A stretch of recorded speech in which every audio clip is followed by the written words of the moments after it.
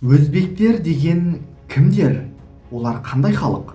Өзбек өз ағам дейтінде олар бізге қырғыздардан да жақын ба? Өзбек сөзінің мағынасы қандай? Сіздермен бірге тарих онлайн, ал оны жүргізетін мен Рысбек Рамазанұлы. Алдымен өзбек атауы қашан пайда болды? Осыған келейік. Өзбек термині алғаш рет 13 ғасырдың соңы, 14 ғасырдың басында Шығыс Дешті Қыпшақ жауынгерлерінің топтарының саяси бірлестігі ретінде пайда болды.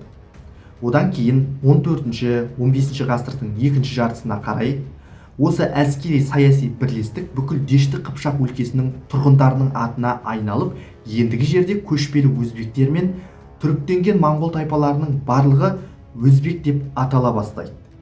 Өзбек сөзінің кең қолданысқа енуі бұл Әбілхайыр хандығы немесе көшпелі өзбектер мемлекеті деген атаумен белгілі. Шайбани әулеті басқарған бұл мемлекетті кейбір деректерде көшпелі өзбектер мемлекеті деп те атайды.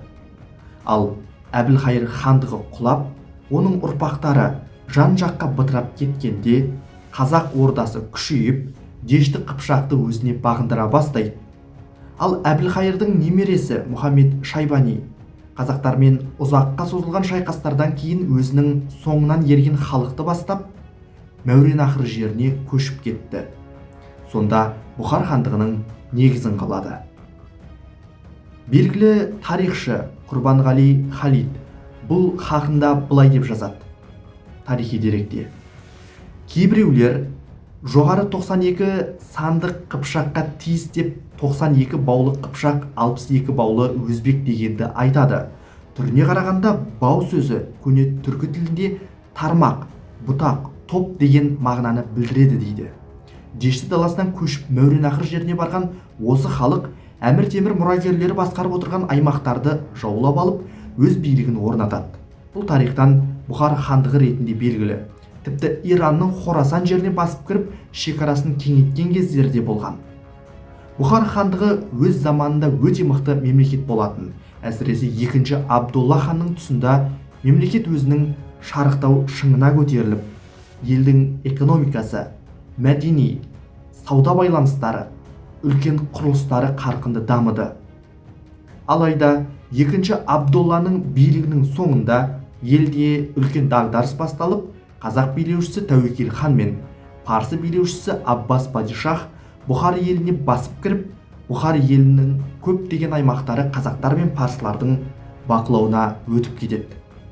Шайбанилық әулет биліктен кетіп, Аштарханилер немесе Жәнилер әулеті билікті алып, осындай дағдарыстардан шыққан Бұхар елі енді бұрынғыдай қуаттылыққа жете алмады. Міне осындай үлкен дағдарыстардан кейін Хиуа хандығы бөлініп шықты, кейіннен Қоқан хандығы да өз алдына жеке мемлекет болып қалыптасты. Алайда бұл кездері өзбек атауы толық қалыптаспаған еді. Өзбек сөзінің тағы бір нұсқасы бұл Алтын Орда билеушісі Өзбек ханның есімімен байланыстырылады. Енді бір нұсқада өзбек деген сөз бұл өзі бек, яғни өзіне өзі қожа, еркін, тәуелсіз деген сөздердің синонимі ретінде айтылады дейді тарихшылардың бір бөлігі. Кейін 1924 жылдары кеңестік саясаттың нәтижесінде Өзбекстан атауы ресми түрде қолданыла бастады.